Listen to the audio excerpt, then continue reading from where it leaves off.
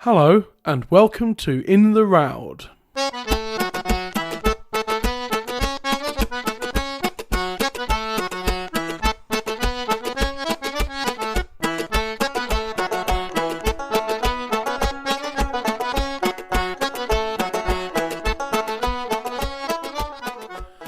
Greetings and salutations, dear listeners.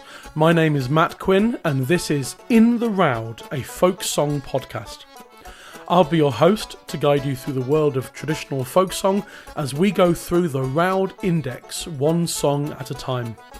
Each episode will feature two guests, one providing an historical look at the song, while the other will be a singer from the folk music scene to talk about their own version of the song. If you're new to the podcast, or new to folk songs in general, and are a bit unsure as to what the Roud Index is, then fret no longer. If you go back to the very start of this podcast, you'll find an introduction episode where I sat down with Steve Roud and chatted to him about the index and why he started it. This is the final episode of Season 1. I can't quite believe we're here already. It's been an incredible journey so far, and I'm not planning on stopping anytime soon. More on that later, but for now, we're looking at the song labelled Roud 10, which is Lord Randall. Later on, we'll hear from singer Clarke and her version of John Randall, but for now, let's take an historical look at the song with Martin Nail. Well, hello and welcome to In the Roud, Martin Nail. Hello. Hello, Matt. Hello. It's great to have you here. How are you doing? How's things? Oh, things are fine. Thanks. Good. Very glad to hear it. Yes, I had, when I was initially starting this podcast and coming up with names of people who would potentially be on the historical panel, as it were. Strangely, your name wasn't there. It didn't come to mind. I just hadn't clocked that you did this sort of thing, because you do work at the Vaughan Williams Memorial Library, don't you, or at the EFDSS at least? Yeah. Well, I work there as a volunteer. Yes. So yes. So what do you do there as part of that? Well, but basically cataloguing. I've catalogued various sound collections, such as the first thing I did was the Keith Summers collection, and I've done other ones like the Fred Hamer collection. I've also catalogued archival material such as the Cecil Sharp, some bits of the Cecil Sharp collection, particularly the correspondence. And I'm sort of hoping to finish off the Sharp correspondence fairly soon. Fantastic! That's absolutely brilliant. Yes, I've known you for quite a long time, but I never actually really sort of twigged about what you did in that respect. So, yeah, I was, and then I think Steve Roud, or someone mentioned that I should get in touch with you, and then I thought, oh yeah, of course. Why didn't I think of that straight away? So, and here we are today. Here we are today. And we're here to talk about Roud number 10, which is Lord Randall. And as we'll come to later, there's versions called Lord Donald, which is usually the Scottish ones. And then you get Henry My Son, don't you, as well, which tends to be a sort of English variant. And then, as we'll hear later from Clarke, all the John versions tend to be American, don't they? Yes, that's right. In some respects, I'm sure we'll come to that later on. Yes, I think we will. Yeah, good. So, to start us off with, what are we dealing with this song? What's the story and the plot of Lord Randall? Well, the song is a dialogue between a mother and her son, and interestingly, the whole song is a dialogue. There's no sort of descriptive bits that aren't within the dialogue. In the first part, she asks him where he's been and what he's eaten, and the answer is usually eels or some other fish, and then establishes the fact that he's been poisoned. Usually he has been to see his sweetheart, and it is she who has poisoned him, though there are versions in which it is some other person, a relative, like a stepmother, which is a sort of obvious one given the popular notion of stepmothers, or even a grandmother. But interestingly, it's nearly always a woman who is the poisoner. And it is also very notable that there is never a motive ascribed for the poisoning in the son. We get the fact that he's been poisoned, and the song carries on after that, but it doesn't say why. I read somewhere someone speculating that he must have been unfaithful to his um, sweetheart, but I mean that is just pure speculation. There's this sort of zero evidence in the actual ballad that's the case. Right, yeah, because obviously there's some ballads like we had a few episodes ago with Long Lankin, whereas a lot of versions don't give a motive for why they Yes. Yeah. steal into the castle and kill the baby. But then there are versions that have an opening verse or two that explains why, and it's usually not been paid for some mason work or stonework. Yes. But in this one, there are no. It's not like that. Where there are versions that start a bit earlier with any kind of reasoning. It just No, I mean you could imagine there might be something that could have been said before the before the ballad starts, but there are no. I mean, they all begin with just the son being questioned by his mother. Usually, where have you been last night or yesterday or whatever? And after that part of the ballad, the second part is where the mother asks what he is going to leave to various relatives, like his mother, his father, his brother, his sister, whatever, culminating in a bequest to his sweetheart, or whoever it was in this version did the poisoning, who is left something like the gallows or a rope to hang her. And yeah, that is pretty standard. There is, I mean, and as you know, this notion of a ballad in which somebody makes all these testimonial dispositions is is the thing that crops up in quite a few ballads, and in some of them, in others, we get the same thing of um, the person who's done killed or poisoned, whatever, stabbed, um, that that the murderer gets left something like a rope to hang them. and I noticed that I noticed that narrative concept of the son being interrogated by mother or parent. That's the same kind of thing as the song Lucy One, isn't it? It has that same narrative trait, Yes, which is Roud 234. So we might get to that at some point. well, I think you might get to Edward sooner. Of course, Edward as well. That's right. Yeah, there's that song. Yeah, of course. I'd forgotten. And I think the version of Lucy One in the Penguin Book of English Folk Songs has some of those verses are borrowed from Edward, if I remember correctly. But Right. and I'd also like to just mention that there's a little subplot that occurs in many versions where when he has been given this meal of poisoned eels or whatever they are, he gives the leftovers to his dogs, who promptly fall over and die. And And that's usually the how the interrogator knows that he's been poisoned, isn't it? Because the dog yes, died and sometimes the first. way it sort of appears on the page, you think, well, wouldn't he have noticed this himself? Why does his mother have to say, "I fear you have been poisoned"?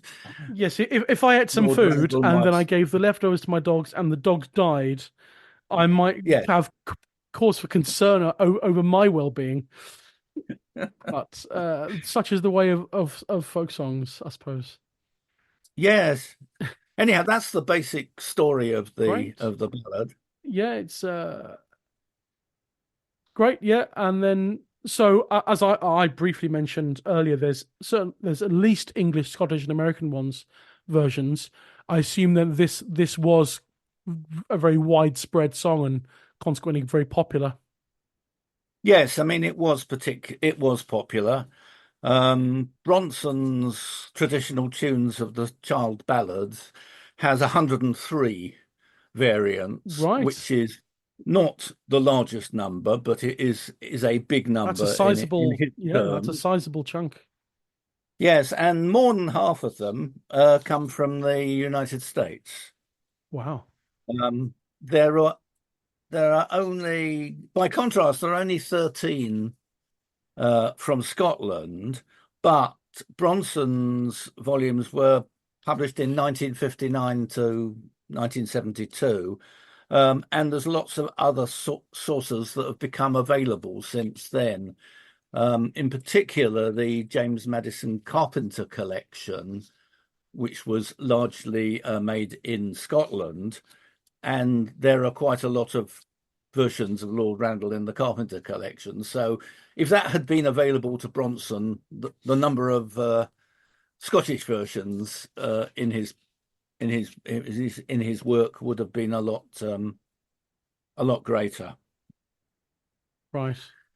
The other thing that Bronson wrote an essay sometime in the 50s, can't remember when, which he discusses the what are the most popular child ballads, and the answer is always Barbara Allen. Um, I think his second one is Lord Thomas and Fair Eleanor, but his third one is Lord Randall. Oh yes, that's Child 12, isn't it? Yes. So, I mean, the other ones in his top seven are The Outlandish Knight, The Gypsy Laddie, Lord Bateman, and The House Carpenter. So those are all, I mean, all very familiar to us in the folk revival. But it is interesting that those sort of ballads are not only familiar in the revival, but they actually are the ones that have been most collected. Yeah, songs of of death in a way, but songs where people die and usually through some sort of romance or doomed romance sort of plot tend to be very yeah, common and widely sung, which is I'm sure someone's written about that at some point. How far back can we trace this song though? What's the earliest known printed source for this? Aha, well, As Steve Roud always says, you ask a simple question, you don't get a simple answer. no. Okay, yes, the earliest printed version is in Johnson's Scott's Musical Museum, which is a version sent to Johnson by Robert Burns, and that was 1792. Um, so I can't remember exactly what Burns is quoted as saying, but I mean it takes it back. It's sometime earlier in the 18th century, and that is the earliest printed version. There is just around. I mean, the earliest audio version would seem to be a wax cylinder recorded by Percy Grainger of the Lincolnshire singer Joseph Leaning, but that wasn't till 1908. Right, yes. So that's in. Is that the same collection of Lincolnshire recordings that Percy Grainger made that includes the Joseph Taylor Sprig of Time and Creeping Jane and Well, it's the same set of wax cylinders, but it's not actually on that leader record of the Joseph Leeming is on that record, but he's not singing that? Lord Rand. That's why I was asking because I do have that LP and I digitized it and I don't remember that recording, so that'll be why. No. I don't know if this is the point at which to say that in Child, you in his head notes to the ballads, he often lists parallels in other European cultures. Oh yeah, we had some of that with last week with Steve Gardam talking about the cruel mother. The What is sort of, I think, a bit unusual about Lord Randall is that it's not just ballads with the same themes, the someone being poisoned by their sweetheart or something.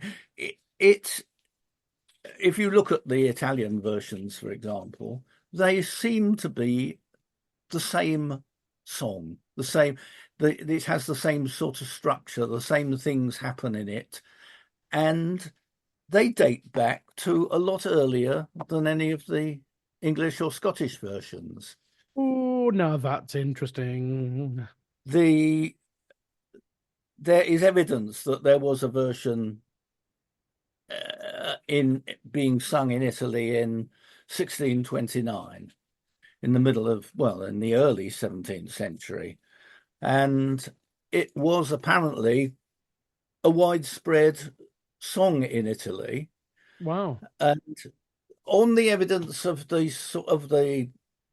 song, I mean, what happens in the song, if you like, it's and the way that and the closeness of the parallels, it seems sort of likely that the English and Scottish versions derive in some way from the Italian original, because that's the earliest in any language. There are later ones in other, in French, German, Swedish, etc. So it's possible that somehow it got to France, and somehow from France it got to England or Scotland, but there's no real evidence of how it happened. I was going to ask, are they, is it possible that one of them might be like a sort of direct translation, or is it more likely that these were sort of heard and relearnt, sort of, Well, it's difficult. I mean, it's difficult to know, but somebody at some point, I mean, I can't believe it was oral transmission unless there was, someone in an Italian speaking person in Scotland who knew the ballad and translated it as they were singing or something. But I mean, no, someone must have sat down. There were printed versions, I think, a bit later in the 17th century in Italian. So someone in England or Scotland might have think, oh, that's a nice song. I'll produce an English version. And because the whole thing is so formulaic, it's not a sort of tremendous task to translate, if you see what I mean. It's not, there's not a lot of subtlety in this. What have you been doing? What have you been eating? And all that sort of and there's stuff. a lot of repeated lines as well, so that makes Yes, it easier to translate just to that line again. yes. Just what one tiny thing about or two tiny things about the some of the Italian versions is one of the earliest ones, as well as having the first bit about where have you been, and the second bit about what are you going to leave your father, etc. There's a bit in the middle where the son asks his mother first of all to call the doctor, second to call the priest, and thirdly to call the notary. And so it is the fact that he's called the notary that you move into the what are you going to leave your father business. So it's interesting that little bit, which is very, very like a ballad in the fact that it comes in threes. Oh yes, of course, yeah. It's interesting that bit doesn't seem to have got into other languages. Yeah, sometimes things do get sort of whittled down a bit to the bare bones of the story, rather than getting bogged down in let's call this person over, then that person, and what will you leave to them, what will you leave to that person, and what will you leave to that person, when sometimes you can get the point across in fewer verses. But I'm all for longer versions, and yeah, I like that sort of thing. Well, there you are. You could cobble together your own version of Lord Randall by introducing The these notary a notary to take down all these. to it's almost like a reading of the will before death. It's kind of I will leave to you this, I will leave to that. Yeah. So yeah, so Great. So 1629 in Italy then. That's brilliant. So has the song sort of developed at all over the centuries, or is it basically the same? Or Well, that's very interesting question, because I think, if you say, has it changed over the years? The answer is yes and no. Um, it demonstrates, demonstrate what you would call stability, but also variation. I mean, the things that tend to be stable are the basic plot. This man goes and gets poisoned, um, and leaves all this stuff in his will and that sort of thing.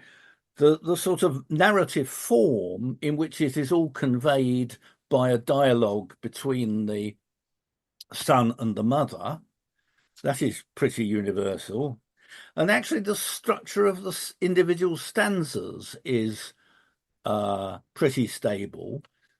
Most of the versions have something like, "Where have you been, Lord Randall, my son?" And then the second line is, "Where have you been to, my pretty one?" or something like that. So it's the same question with a different ending. And then the third line is, "I've been to see my sweetheart," or "I've been fishing and fowling."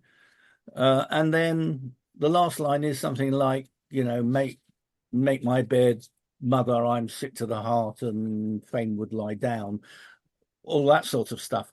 And that that structure of the individual stanzas is pretty stable through over the various collected versions.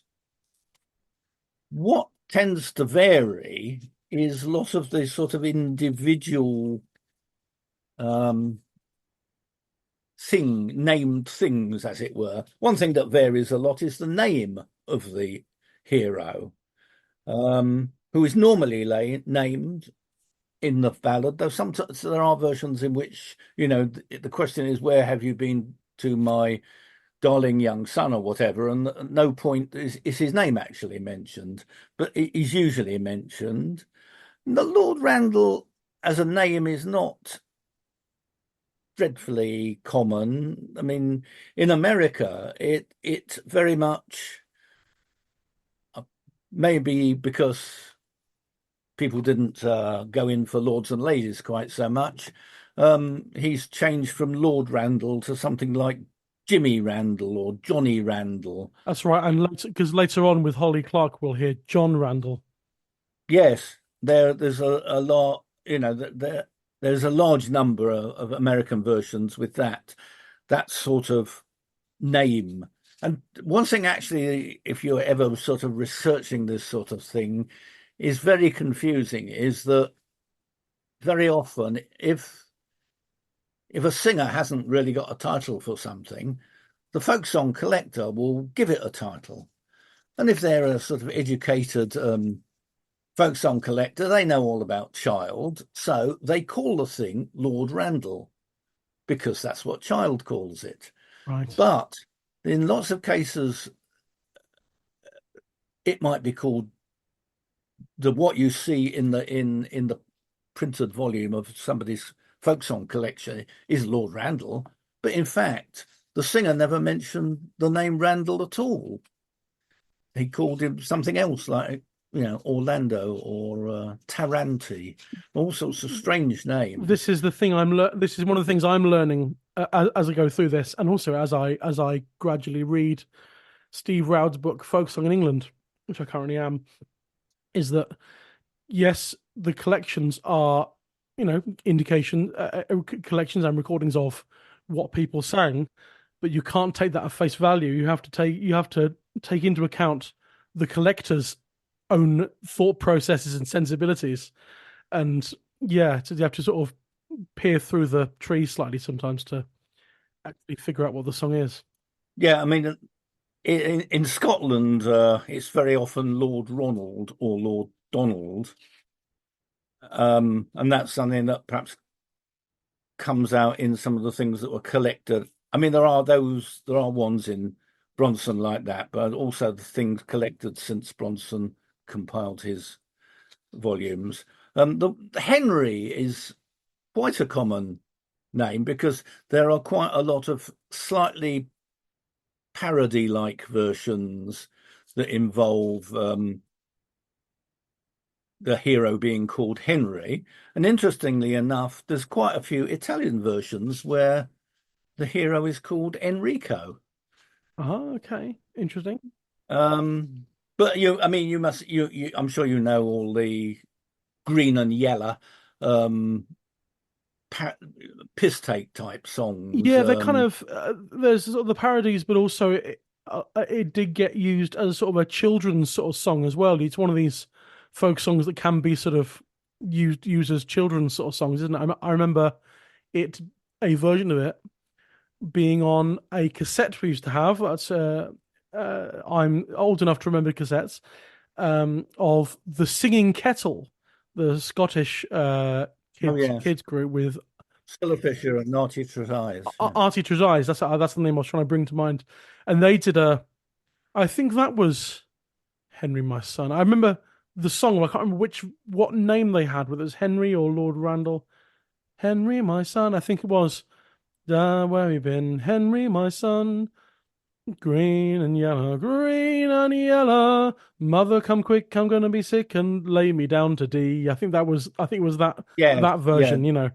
And so yes, it tends to get brought up a lot as a kid's song, in a way. I guess because it's quite singable. In Yes, oh yes. I mean, it's the sort of thing that probably people who I mean, people who aren't part of the folk scene, as it were, but who might sing songs in in some social context, might know versions of Green and Yellow. Absolutely, I was sent a link to one the other day. In fact, I'm trying to bring up the link now.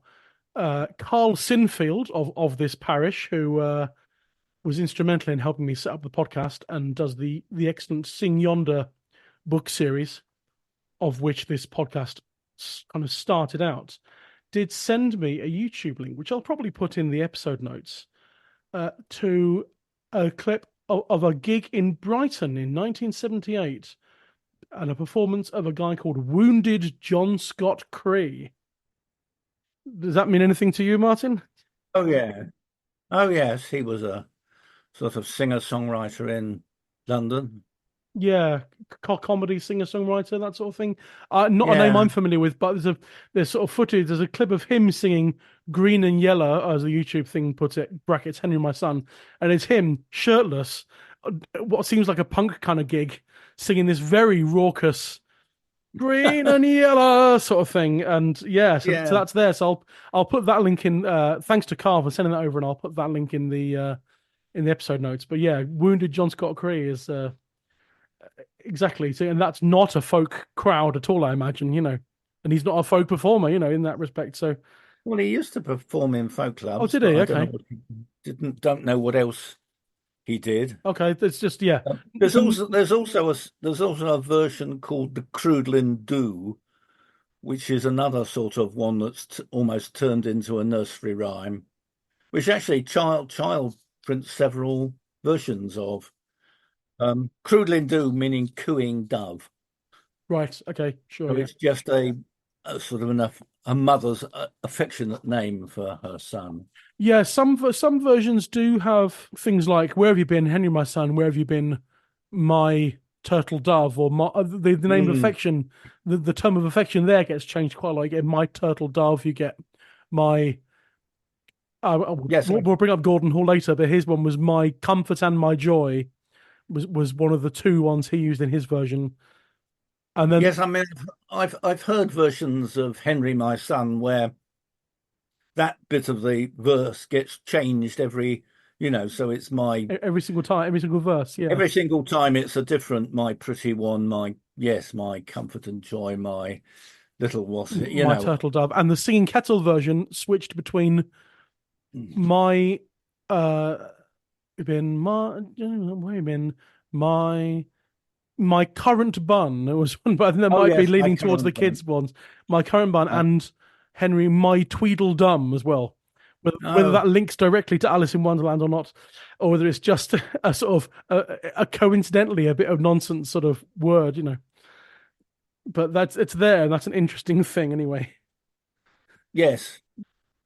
So yeah, the name changes a lot. The tone of affection changes, and then the food, the poison ingested tends to vary, doesn't it? But as you say, it's predominantly eels. It is definitely predominant. I haven't got any figures here, but it's definitely a most that's the most common substance. Though sometimes it is other sorts of fish, even a goldfish, I think, in one in one version. Um, but sometimes it's some other random piece of food. In one case, it's dill, which seems a strange thing to serve up as a meal. But uh, and sometimes it is just poison. You know, what did she give you to eat? Oh, strong poison. So, Yes, that's odd.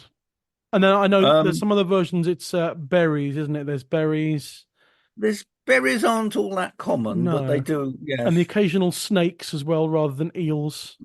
yes. I mean that I always associate that particularly with the the Henry my son versions because some of those it says, you know, I've been eating eels. And the mother says, you know, what color were they? And he says green and yellow.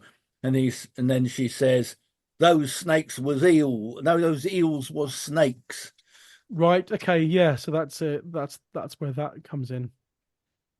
And The other thing, I mean, the other two things that vary a lot are who the poisoner is. okay. Um, as I mentioned before, the most normal thing is sweetheart.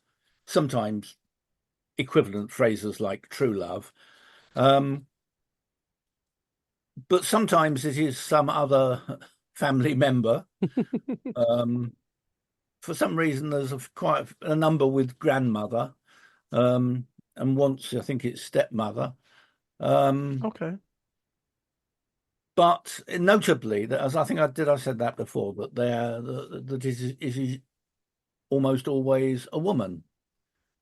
Yes. I That's think there's a version where it's a father, but mostly it is some female relative.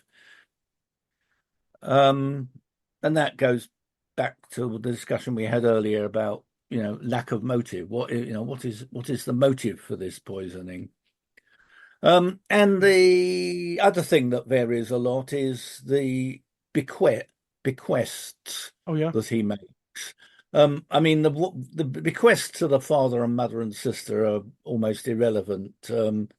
Because you know, they're just sort of made up bequests to fill in the space, as it were. Yeah. The It important could. one is what he leaves to the poisoner, Yes. and it is most often rope to hanger or the gallows tree or a rope and gallows.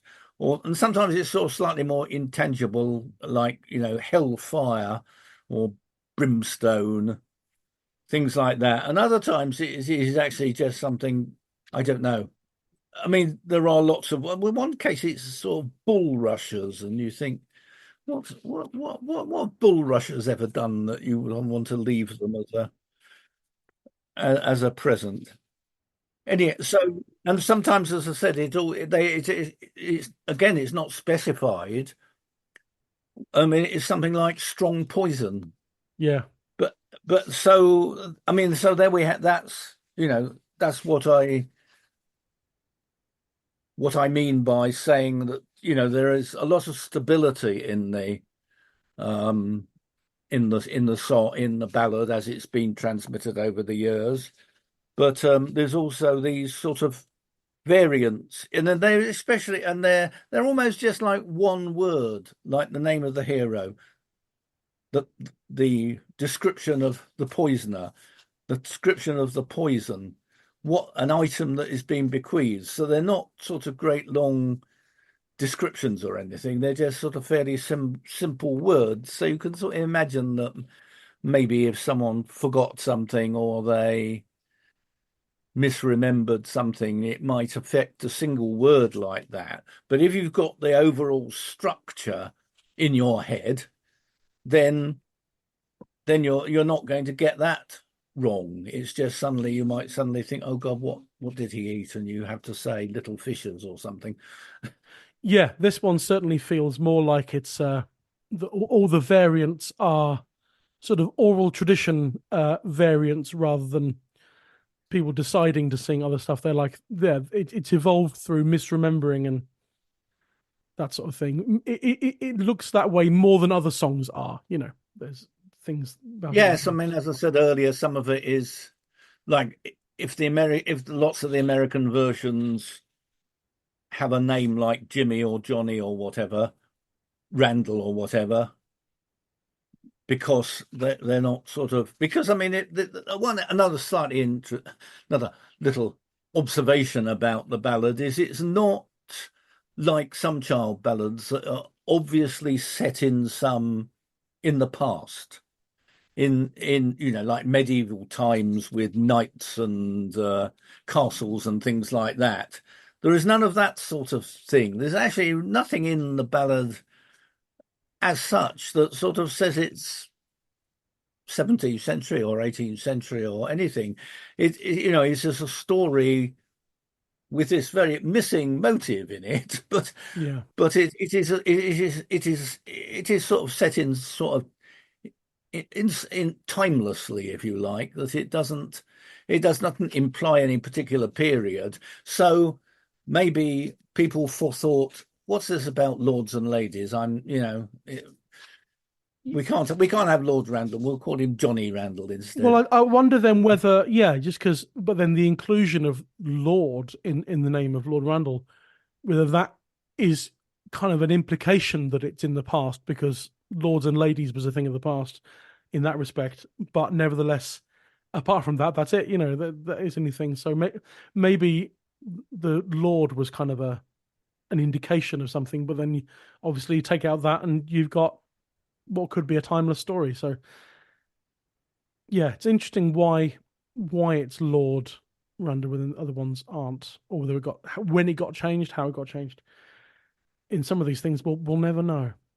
No, I'm not sure that I'm trying to think about some of the Italian versions, Are they lords and actually things or whether he's a lord on there or not. I don't think he is, but I'm okay? not sure. All right, Can't remember. fine. Great. Well, that's a really fascinating look at the song. Have you got any versions of this song that are sung by traditional singers, audio recordings to recommend to us? Yes, I mean, but it well, I've got a handful. What I haven't got is any American versions because I don't really know about them. But as I said earlier, it was pretty common in America, so I'm sure there are recordings of American traditional singers singing Yes, I it. must But admit the American side is one I'm least familiar with as well. So apologies to any Americans listening for lack of representation in this section on this particular song. Must do better. but That's a note for me. but sticking with Britain and Ireland. I mean, there seems to be a sort of a bit of representation from the south of England, where Gordon Hall had a fine Hooray! version. Ah, yes, I had to mention Gordon Hall. Seeing as it's The you, thing is, me, Gordon Hall had Lord Reynolds. I think it was his one. It is Lord Randall. He just changed the.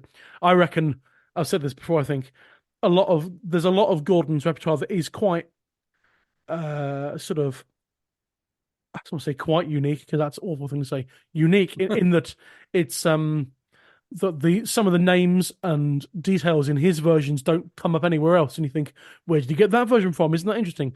I reckon came up with it himself, and he wrote it himself, and he came up with that detail himself. And I'm pretty sure that Lord Reynolds in this case, which I think is Renold, Reynolds, is just him deciding to sing Reynold instead of Randall for no reason whatsoever. So I don't think there's any connection there with with Reynold to anyone else.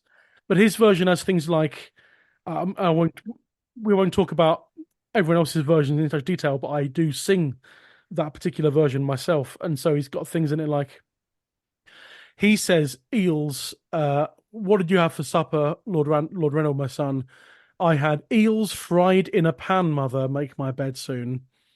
And then the mother questions him, uh, "Oh, then they swam in the river, Lord Reynold, my son. Then they swam in the river, my dear comforter, my joy." And he says, "Why no? No, they slithered in the hedgerow, mother, and they basked in the sun." And the next verse is her saying, "I fear you are poisoned." So obviously, unspokenly, she's deduced that that means they're snakes, but without actually saying they weren't eels, they were snakes. He says they slithered in the hedgerow and they basked in the sun, because obviously eels are in the river and snakes will be on land. And so that's an interesting way of phrasing of approaching that bit of the song, but that might be a Gordon Hall-ism as well. Yes, I don't think I've come across that particular No, I wasn't expecting you to have. variant, but I mean, there are lots that do talk about the eels being found in muddy ditches and things like that Right. to sort of add an extra layer of disgust or something. And And the other, yeah, the other thing, sometimes it is eels fried in butter or something like that. yeah, Gordon's one is eels fried in a pan.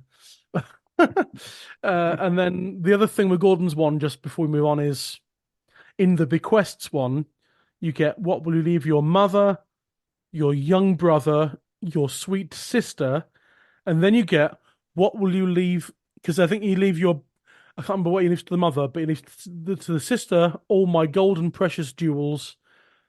To the brother, he leaves my houses and my farmland. And then you get, and what will you leave to your greenwood? What will you leave to the wood, to the land? And he sings, I will leave. Oh no, what? Sorry, what's the line? And it's what of your sweet mother, what of your young brother, what of your sweet sister, and what of your greenwood, Laura, my son, what of your greenwood, my comfort, my joy, I will leave them to the birds and beasties, mother. So he's leaving all of his land to nature, to the animals, rather than to his. So he's leaving the houses and farmland to his brother, but the wood he's leaving to, I don't know, the National Trust or something. I don't quite know, but he's leaving it to the birds and beasties, which I think is really brilliant. But obviously, I don't think that turns up anywhere else, and that's probably another Gordon Hallism. Yes, I don't think I've. Yes, I haven't looked into. I mean, because as I said, I sort of regard all the other bequests as just sort of fillers. Yes, So you have something, leave something to your mother and father and brother and sister exactly. before you culminate in fact the poisoner gets the rope to hang them or Yes, and then Gordon's one whatever. ends with, "What will you leave your sweet lemon rather than sweetheart or your loved one? It's your sweet lemon." Um, and then it's, "I will leave her hell and fire, mother." And then, "And how will she die?" The last verse, "And how will she die, Lord Reynold, my son? And what fate will befall her, my comfort and my joy? From chains and iron fetters, mother, let her hang on yonder's tree, and there she will hang for the poisoning of me." So it's a bit more detail on Right. that one, but it's basically that, the same thing. That is, I'm not sure that occurs anywhere else. The hellfire definitely But is not yeah, but uncommon. an extra verse about That extra verse, I'm chains not and sure. yeah, but that's Gordon Hall. He just put as much extra detail in his songs as possible to everyone's great irritants except me and Laura Smith and Steve Roud. It seems And I think the calling her a lemon is also a sort your of sweet lemon. conscious archaism. Yes, you get that occasionally in folk songs with songs like Oh yes, Sweet yeah. Lemony and that sort of thing. And Oh yes. but No, I mean it's a perfectly good old-fashioned word, but yeah, yeah. I think it was Gordon who imported it into this song. I reckon I mean, so. I think the word sweetheart is one that's most used, but I mean, sometimes it is, love or true love or some other sort of synonym. Yes. Anyway, we'll move on from Gordon Hall. This has become the Gordon Hall Appreciation Society, this podcast. Um, so any other versions, traditional singer versions you wanna? So sticking in Sussex, the George Spicer had a version. Oh, wonderful. George Spicer. I love his singing. Him and Ron Spicer. I can never remember this is my people who know me are going to get quite cross with me. I can't remember which one was the father and which one was the son. George and Ron Spicer. George was Ron's father. Right. So in that case, I did when I was like less than 5 years old, met Ron Spicer a couple of times. Right. The son. Yes. Yes, I just have a vague memory of meeting this guy, and Dad said that's Ron Spicer. So I have a fondness for some of this stuff because I think I Yes, did I meet him. can't. I mean, he was certainly around in the folk scene Yes. back in, yes, the whenever. And it's his version. Is 70s, that 80s. a Henry or a Randall or what's his version? George is a Henry. Henry, my son, is that one? Yeah. Yes. So is I mean another English singer is Fred Jordan, who Oh yeah, had that's Henry my son version as Fred well. Jordan was a Shropshire singer, wasn't he? Very, very, Yes. very well liked farmer from Shropshire, wasn't he? Well, he was a yes Farmer, is that right, or am I getting that wrong? farm Farm labourer more labourer. That's than yes. yeah. Yeah, Fred Jordan, fantastic singer. Um, and it is quite. I mean, it's quite well known in Scotland among, especially among traveller singers. Um, and I think the two people I'd mentioned there are Jeannie Robertson and her nephew Stanley Robertson, Oh yes. who had basically. I mean, they're similar versions because I think they're. I'm not sure if Stanley learnt it directly from Jeannie or Are they both? They're both. in a sort of family Yeah, and context. they're both Lord Donald, aren't they? It's those ones. They're both Lord Donald, yes. Which is interesting because a lot of the older Scottish versions are Lord Ronald, but at some point it has changed into Maybe that's Donald. where Gordon Hall got Reynold from then, is the old Ronald thing. Maybe that's where Gordon was sort of aiming for with Reynold Yeah, I and mean, Ronald, it seems to me that Ronald and or Donald is the most common version of the name in Scotland. Yeah, I wonder if The, that was what Gordon was aiming for with Reynold then. I mean, Sir Walter Scott had Lord Randall, and that's I think where and that child says something that sort of says he chose the name Lord Randall rather than any of the other possibilities because it had become familiar through Scott's work. But so, but somebody said, I'm sure I read somewhere that someone said definitely said that the Lord Ronald is the most common form in Scotland. Right. Great. Yeah, that's a good lot of ones then. I will also recommend there's a recording of George Dunn from the Black Country. Oh, wasn't it? Hmm. George Dunn from Quarry Bank near Birmingham. And he had Henry, my son, as well, which is on a musical traditions release called Chainmaker. Links in the episode notes as usual. And then as we were setting up for this recording, I found another couple in the Voice of the People collection from Topic Records. For anyone who doesn't know, Topic Records released a rather brilliant 20 CD set called The Voice of the People, and quite a few years ago now, quite a long time ago. And it's 20 volumes each with about 20 tracks. So 20 times 20, my maths, is that 400? Can't remember.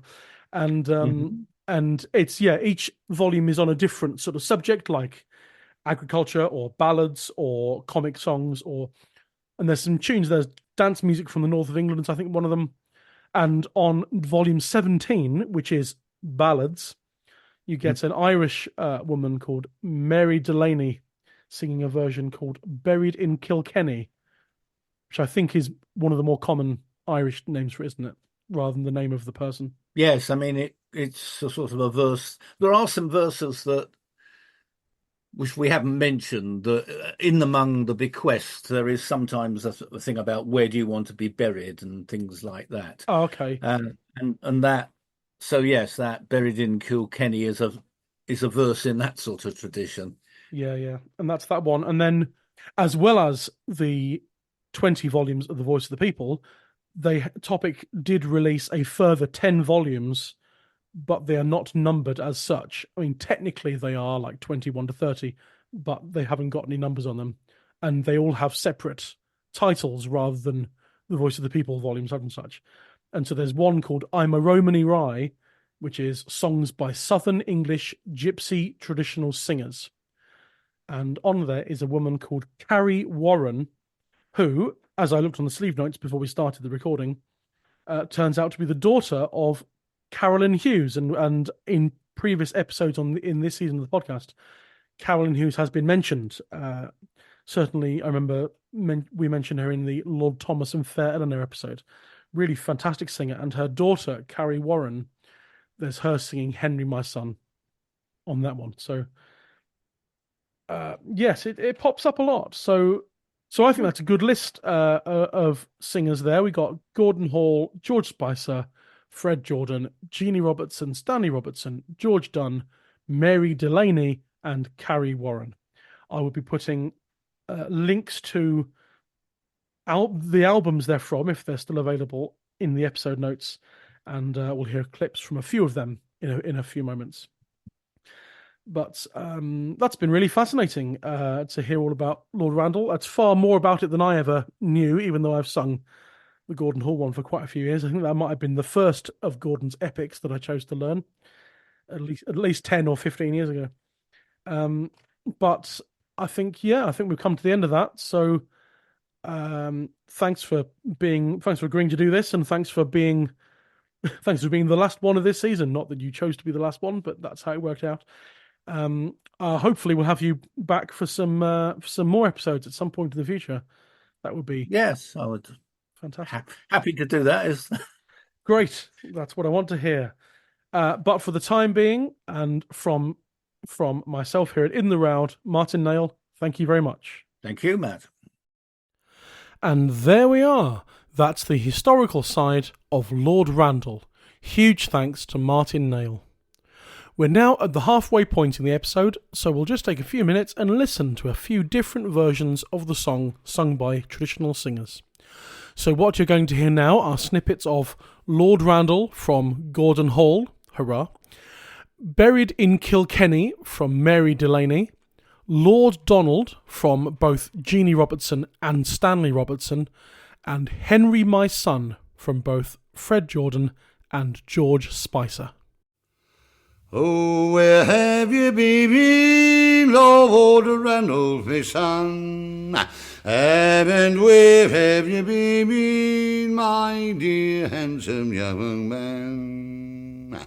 I have been at the greenwood, mother, make me bed soon, for I'm a wearied away with hunting, and fain would lie me down. And who saw ye there, Lord Randall, my son? And who saw ye there, my dear handsome young man?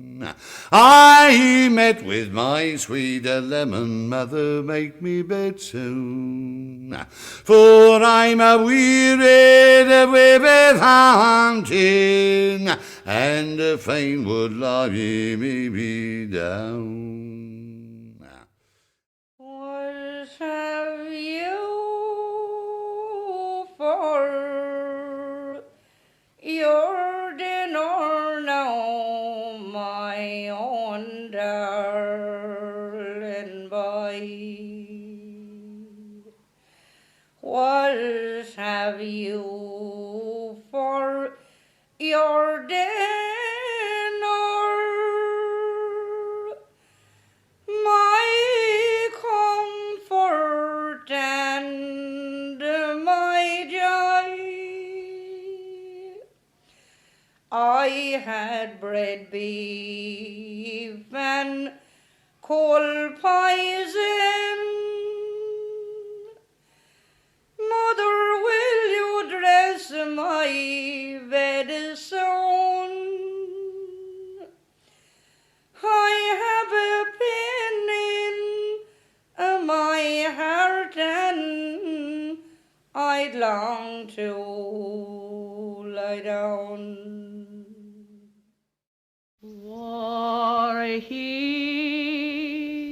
been all day, Lord Donald, my son, war he been all day, my jolly young man.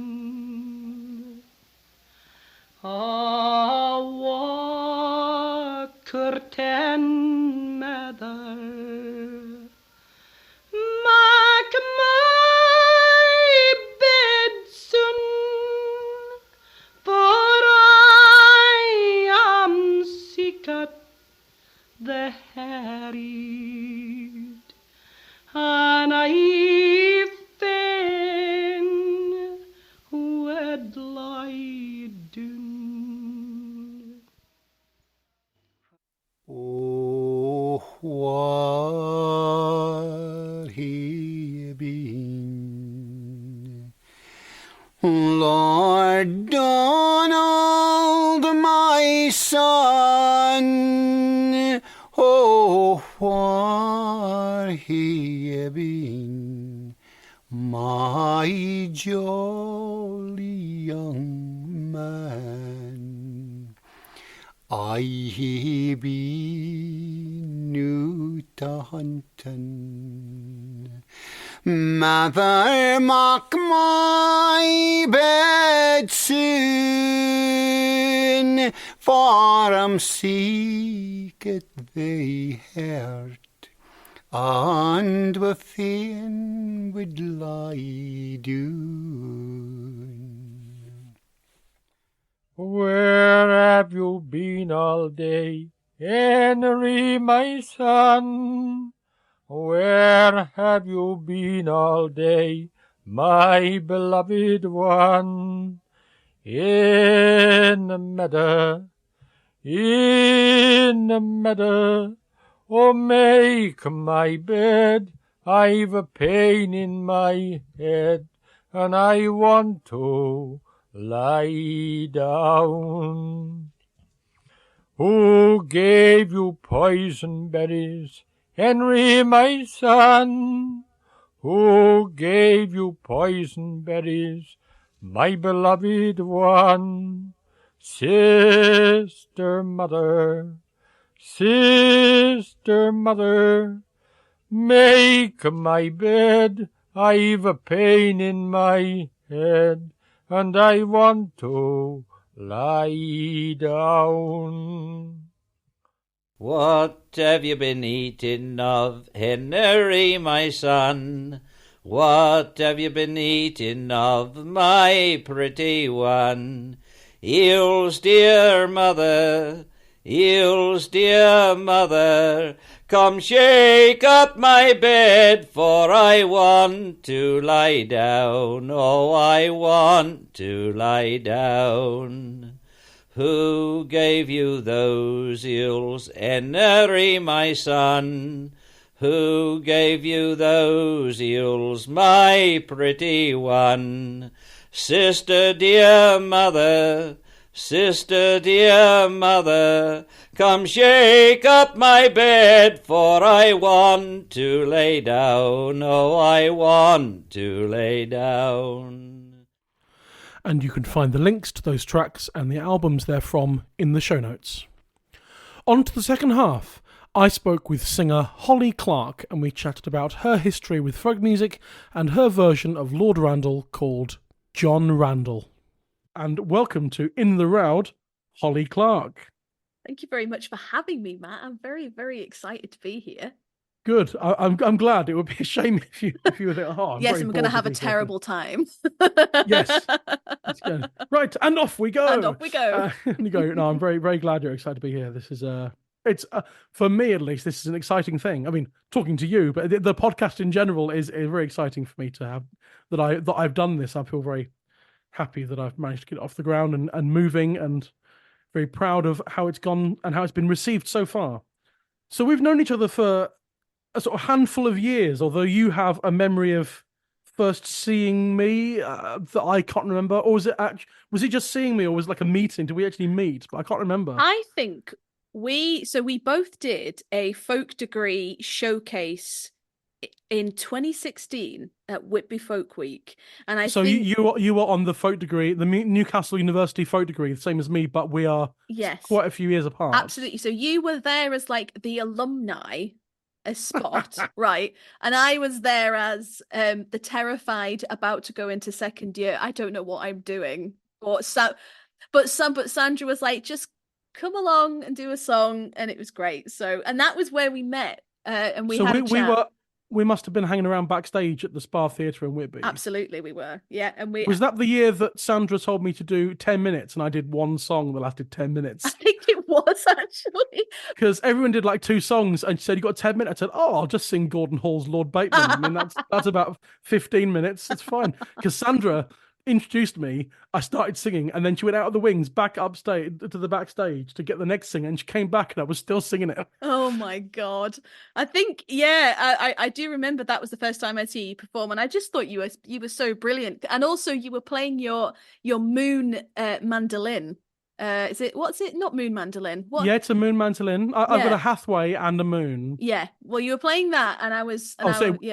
So it wasn't the Lord Bateman year. Then it was a different year. Maybe I would have been performing year. The Golden Vanity. That's one of my big mandolin number, I think, on the folk side. So well, maybe it was. Maybe it was that.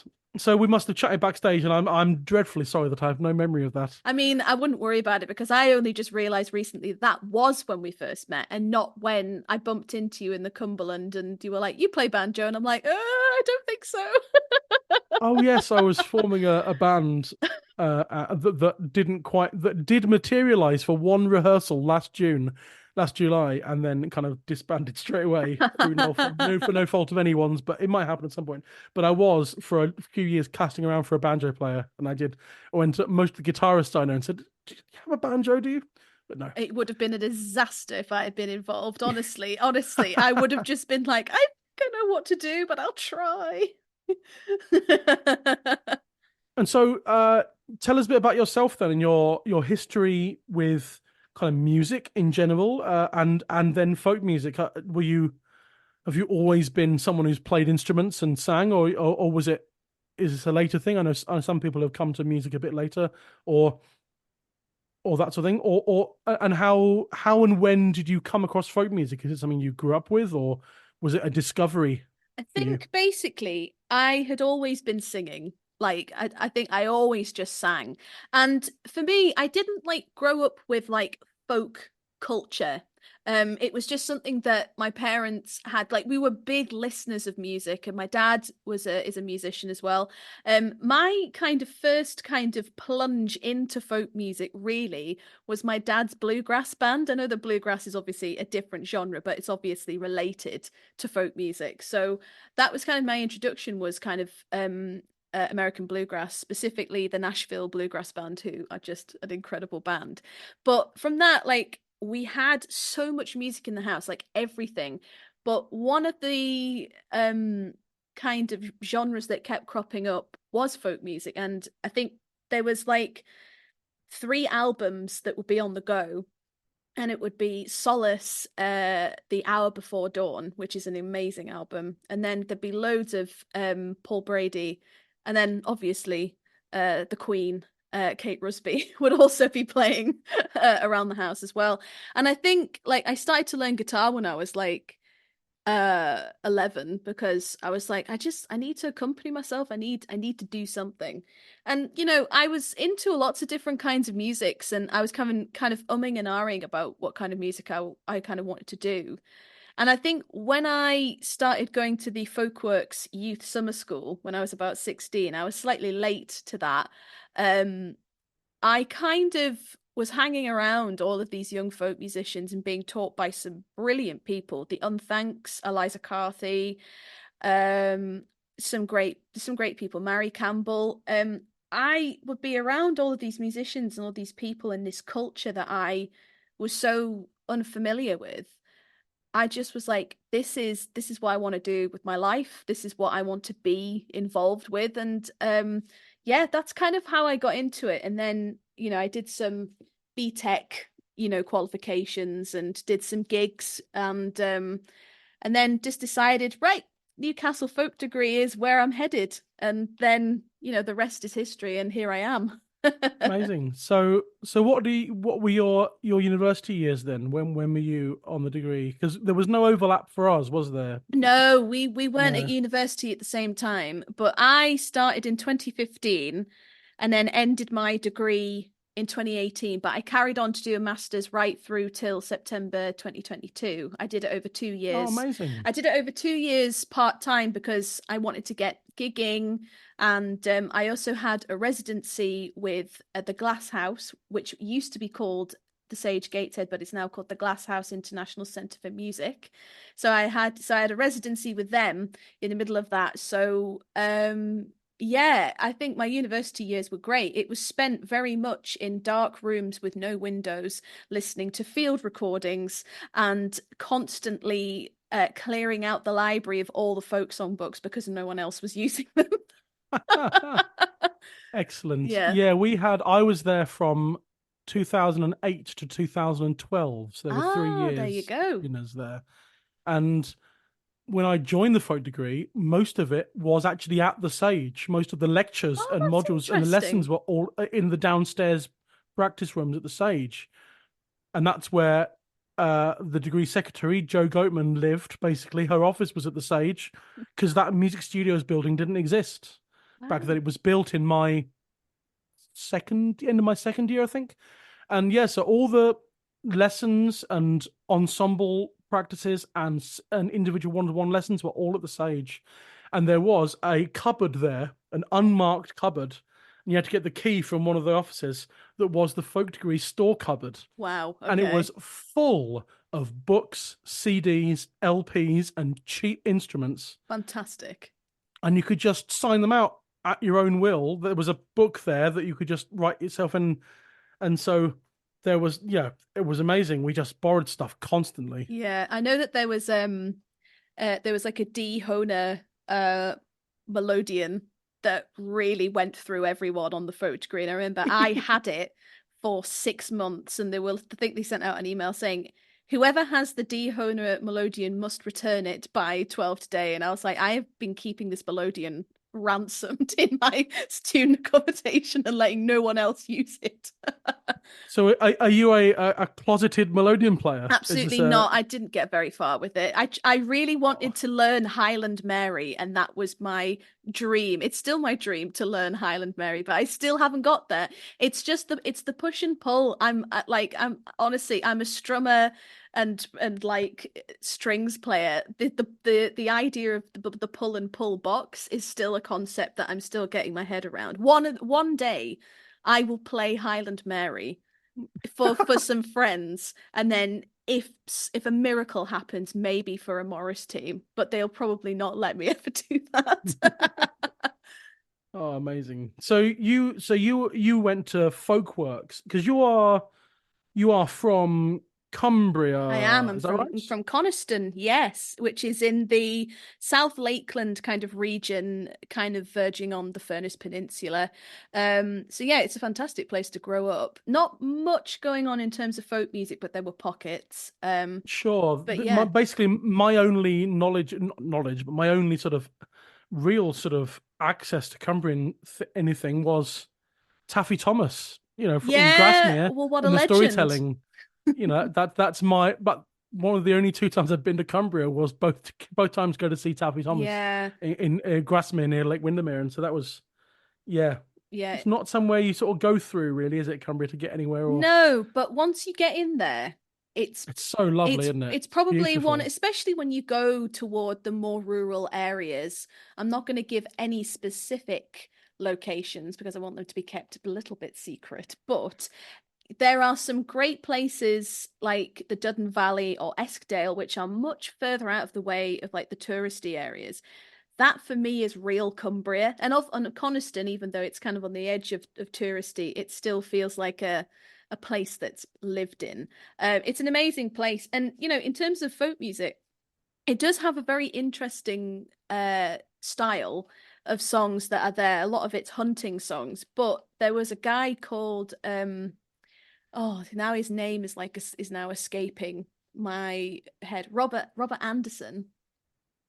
Okay, Robert Anderson. Okay, so he wrote many different ballads that were quite observational. Me and Martin Carthy had a chat about this in December when I supported him, because he's a big Robert Anderson fan, and I love that because him and Eliza recorded Blackwell Merry Neat, which to me, which to me should be the Cumbrian national anthem, and not Do You Ken John Peel? Because Do You Ken John Peel is it's a great song. It's fantastic. It was the only song, is one of the only songs that my grandfather could play on his accordion. He could only ever play in C. It was hilarious. It's an amazing song. It's it tells the story of like a very drunken Cumbrian party in a house, and it was great because like Robert Anderson in his ballads, like you'd have to be careful if he was there writing a song, because he would probably write about you if you did something really embarrassing. So like there's a bit in Blackwell Merry Neat where it kind of talks about a guy who's so drunk that he thinks that the door in the grandfather clock is the way to get out of the house. It's fantastic. Excellent. Great. So you went to Folkworks. Do you say when you were around 16? Yeah. Was that sort of thing? So did you ever go to Sidmouth Folk Festival around sort of in your teen years, or was that not a thing? No. Because I'm very interested in this, because I'm of the people I've spoken to, because I've been to Sidmouth Folk Festival almost every year of my life. This year, or 2024, will be my 32nd Sidmouth Folk Festival, I think. It's sort of home from home now in a way.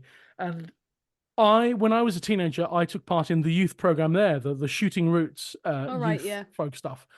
And I was just curious as to whether this is a thing. It seems that I wonder whether this is a generalization or not, but from my viewpoint, all the people who are from the south of England, or south of the Midlands anyway, who are young folkies, went to Shooting Roots at Sidmouth, and anyone who's from the north of England went to Folkworks. Yeah. And I'm not sure whether I know some young southern people went to Folkworks, but they're sort of few and far between. But I'm not sure if I know any northern people who went to Shooting Roots. No. So it seems to be a sort of a kind of north-south divide in the youth music programs. The thing is with Sidmouth, and the reason why I could never get down there is because, well, one, my parents are not.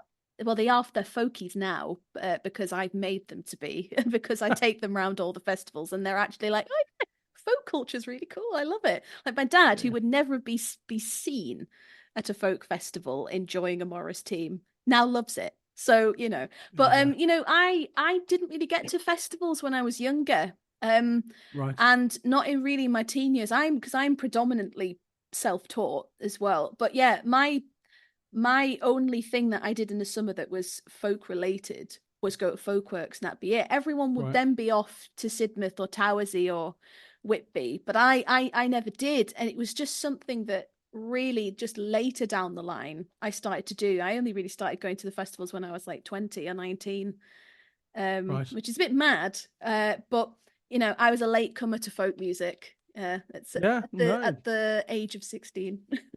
It matters not when one comes to folk music. Agreed. As long as you are here now. Absolutely. Whether like me, you grew up with it and been to Sidmouth Folk Festival every year since you were born, and this year will be my, I think, like 19th or 20th Whitby Folk Festival. But then Wow. this year will be my second time at Saltburn Folk Festival. Fantastic. I love it. Because you work for them a bit, and I'll be singing there with Culverake, my trio. The last time I was there was 11 years ago. I was there in 2013. Oh, wow. And so, yeah, it's only my second time at Saltburn. Fantastic. So right, so we better get on talking about folk songs or one folk song in particular. Absolutely. Can't quite believe we're in Roud. We're number 10 already. I mean, it's not massive. I mean, this is 10 out of 45,722. Oh my God. But in terms of making a podcast, this is episode 10 already. Oh my God. So, episode 10, Roud number 10, which is the ballad Lord Randall. Do you have an exact memory of when you first came across this song in general? Yes. It's really funny. I was trying to think, when was it? And actually, my two moments where I specifically remember being introduced to this ballad all happened within 1 week. And I was trying to think the other day which event came first. And I do think it might be when I was at university. My teacher was James Fagan, who is just the most lovely man in the world, was my mentor. And yeah, he's just great. He showed me a video of Elizabeth Laprelle with her cranky, which is the storyboard going around on a piece of paper, singing Lord Randall. And it kind of showed the story as it goes along of Lord Randall with all of these little, almost like tapestry-esque little illustrations. And I remember being completely captivated. But then later on that week, my friend Amy Leach sang it at a little ballad circle that we had. And I remember just being completely and utterly captivated by the song. There were two very, very different versions. But I just remember loving it because it's like, oh my God, this is like Game of Thrones. It's like brutal. It's like, it's who's done the dirty on Lord Randall and what has Lord Randall done? And then obviously you read some of the versions and it's like, oh yeah, like he doesn't seem like a great guy. No, that's right. Game of Thrones. That's very good. There'll be a wedding and everyone will get massacred and oh yeah, someone will sleep with their aunt. It's just mad. Anyway. All in folk song. You could do like a quiz. You could list like something and say, was this a folk song or was it Game of Thrones? Do you know what? You could actually do that, and actually there would be a lot of like little bits where it's like the same. So in the quick space of time, you had James and Amy sort of exposing you to this song. Yes. What was it then, like an instant reaction of, I must learn a version of this myself? Or was this something that sat around in your brain and festered for a bit? Do you know what? It sat around in my head and festered for a bit, because the thing is that I, in that kind of year, I heard those two songs and those versions, right? And I then went to, I think I was performing at some festivals at that point, and I heard a lot of people do it. And I did have a thing when I was a bit younger where I was like, if it's a well-known song, I'm not going to do it because I need to find the really quirky, lesser-known things so that I can stand out as a singer. And I know that that's such a silly thing, especially when you're younger, but it's what happens when you're self-conscious and you're a young singer. But for a while, I was just kind of like, nope, I'm not going to sing anything massively well-known. But then, I kind of started learning these other bigger ballads that are well-known because people like to hear them. So it wasn't really until I found the version that I sing now that I was like, I must sing this song. So, yeah. So the version you sing then is... it's called John Randall, isn't it? Yes, it is. Which I'm assuming makes it an American version. It's what Martin and I were discussing earlier. It is an American version, but I found it on an Irish music archive, the ITMA in Dublin. Right. Through the Galeen Song Project recordings. But I got it, so I was looking through, it was the playlist Songs of Murder, because I love a good murder ballad. Love songs of murder. I love murder ballads, especially if they have a supernatural element. That's why we have at least 2 on the album that's a murder ballad and one of them supernatural. It's not this one though.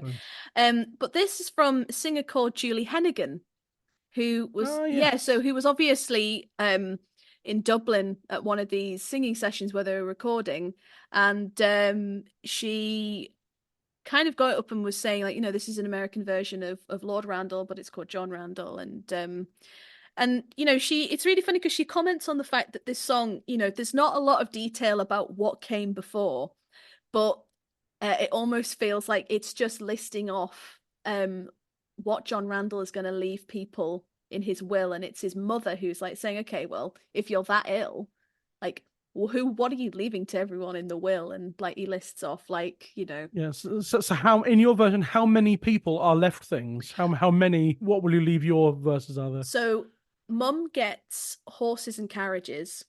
The brother actually gets half of what he gets is nice. The other half is not so nice. He gets the dogs, but he also gets which is lovely. But he also gets the muskets as well.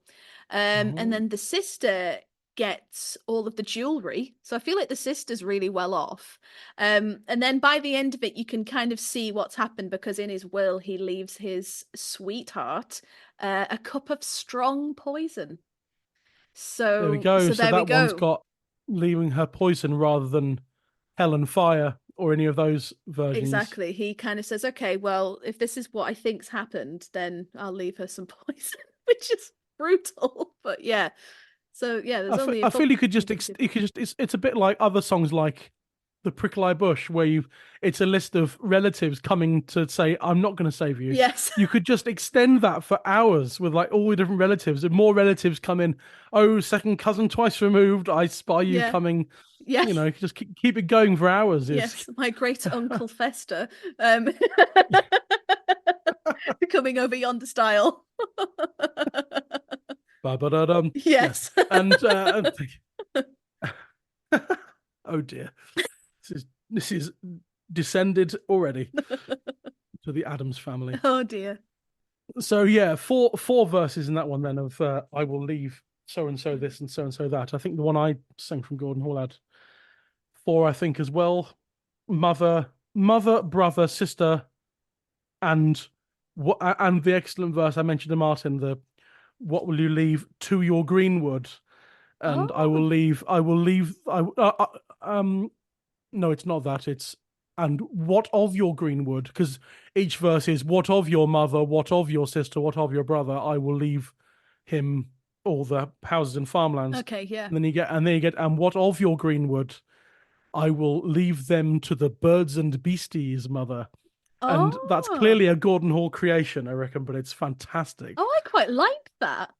Yeah, that's the really birds nice. and beasties. Yeah, I think the real estate of that song kind of makes it a different level of interesting. That's quite cool. Quite like that. And then that's the real estate stuff. And then, like Martin was saying, with those early Italian versions where you had the 3 verses before the bequests, in which fetch the doctor, fetch the notary. The notary as well. Yeah, Martin was saying, fetch the notary as one of the verses in the Italian ones. And then you go into the bequests because the notary's there. Fantastic. I love that. I'm sure we could make a verse in an English version of Randall that has the notary in it. The notary. Well, maybe that's something that, one of us will have to find out. Well, I don't know if I can do another Lord Randall for a while, but maybe when I do another one. Yeah, at some point. I'll do a notary in it. Some grizzled old notary. The only thing I can think of when someone says notary is the character Michael Gough played in Sleepy Hollow. Yes. That was a notary. I think he was the notary. The notary. But, Brilliant.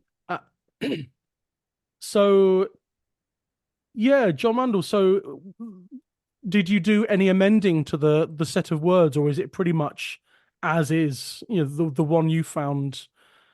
I think what I did was that there was a couple of little words, like might just be like and or the or a, that I've literally just taken out, but it's pretty much the original song. However, this is what I tend to do, and maybe I don't need to stop doing it, or maybe I do need to stop doing it. But what happens is that, like, I'll learn a song, I'll go away and try to memorize it, and then the melody that I will have been singing will be slightly different. So the melody that I sing, you can kind of see that it is the same song, but it's just slightly different. It kind of goes, yeah, it's just a little bit different. It's been Holly Clarke-eyed, Yes. hasn't it? Or as someone pointed out to me, says, it's the folk process, darling. It's fine. Don't worry about it. And I'm like, okay, fine. I won't worry about yeah, it. exactly. Yeah. It's that thing Dave Swarbrick said about playing tunes and mucking around with tunes. He said, it won't mind. No, it won't. It won't mind. And it's, you kind of have to put your own little stamp on the song that you found. And like, these songs, they're, the songs that we hear now and the versions that we've got, at one point it would have been different as well, but that's because it's just passed through lots of people, and therefore, they won't remember certain things, so therefore they'll make it sound like what they think it sounded like. So and that's the nature of it. It does change, and I'm kind of okay with it, but you can kind of see that it's pretty much the same version. Yes, I tend to, allow things to develop naturally through my learning of it, but also I try and learn it as close to the source recording. You and I were talking before we started recording that Yes. You and I, whilst books of old folk songs are great, we do prefer listening to the source recordings. Absolutely. Rather than, because you really hear the sort of the living, breathing song that way. Yeah. Amongst other things. And I tend to learn it as close to the source recording as possible in terms of the words, the melody, some of the phrasing maybe, but that's more up to me. And I tend to memorize it like that, so I've got it. Yeah. And then it's my singing of it in public over the next few years that is where it mutates and evolves. Yeah, because like weirdly enough, I've just started doing John Barleycorn in my set. And I remember after singing it once, I accidentally put a fourth in there. And so instead of it, because like, for example, like the original song is "There were three men." I go, "There were three men." I think that's the fourth. I'm not sure, but like honestly, I was like, "That's an accident," but I'm gonna keep that accident in. Yeah. So yeah, it does mutate, but like I do get what you mean about the source singers. Like I much prefer to hear it that way because you want to hear what their pulse is like in how they sing it and how I just love all of the like the little phrases and all the weird little bits of like where people extend tunes. I love it. And I think this is why when I eventually found this version of John Randall, I was like, this is the time to do that big ballad that I've always wanted to, but this version is the version that I want to do because it's got like a refrain in it and that people can sing, and also it's very driving. It's great. I love this version of the song. It's fantastic. Yeah, great. And it is a really good song in general. It's sort of it's not really a plot in that way, but it's just a sort of a conversation, isn't it? And and you sort of you find out he's dying and that's it. Yeah, it's as as Julie Hennigan said, it's like there's not really much of a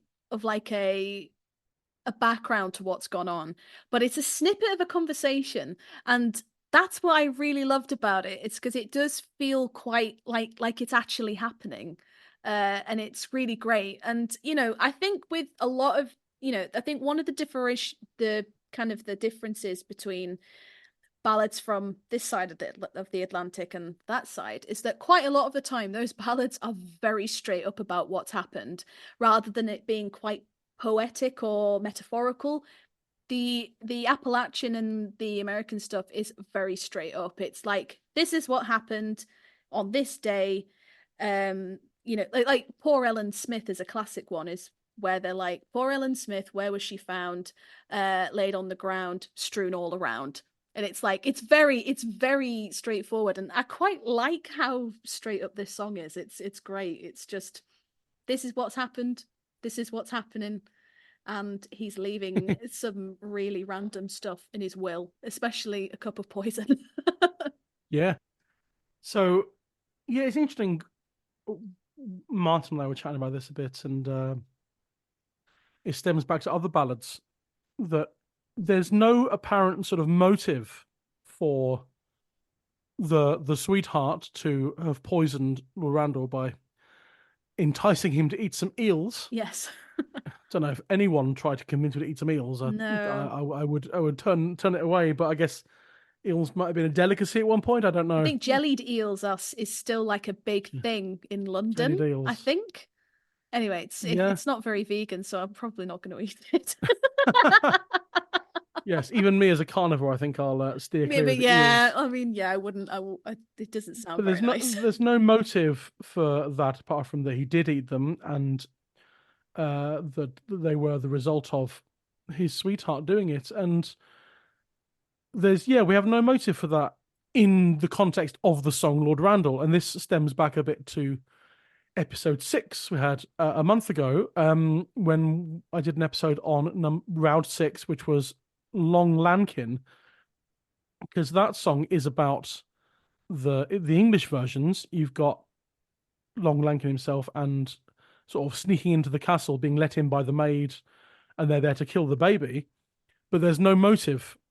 Like, why is he doing this? Yeah. And you don't need it necessarily. But I can't remember if it's definitely the American version. Some of the American ones, like Bo Lamkin and Lankin, another one, and it might be a couple of the Scottish ones as well, that do have a verse at the beginning of the song, which is the motive. Okay. Which is that Lankin had done some like mason work and not been paid for it. And payment he got none. Oh my God. So he decided to kill their baby. Kill a child over some masonry, like not getting your invoice in for the masonry work. Oh my God. Maybe he didn't send maybe the invoice got lost in the post. Well, there we go. Oh God, it's just that ballad is so awful. He's just a serial killer. He's awful. Yeah, and so I just remember that one because then there are versions like all the ones in England that don't have that motive verse. They've just got rid of it and said, we'll just skip straight to the meat of the song. Yeah. And so Lord Randall doesn't have a motive in the song. No.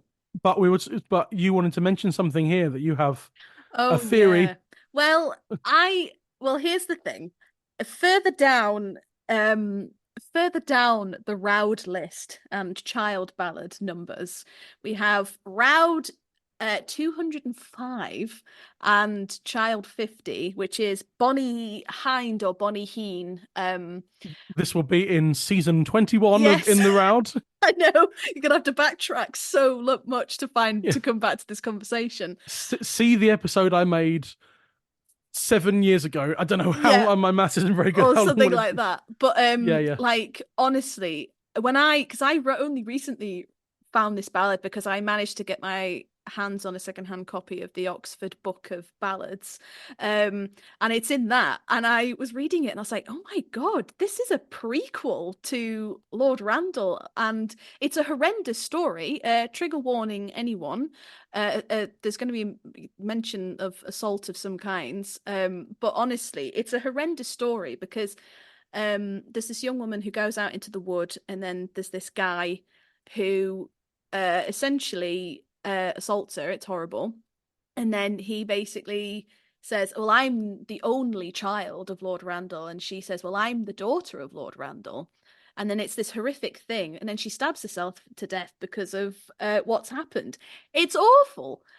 So I don't know. I like to have little theories. It's a little bit like the world of Stephen King and how all of his novels are all linked to a degree. I always like to think that all of these child ballads and Roud songs are all in some way possibly linked. And I do think that Bonnie Heen or Bonnie Hind is possibly the long lost prequel to John Randall. Right. And maybe someone has done the dirty on him for what happened in that ballad.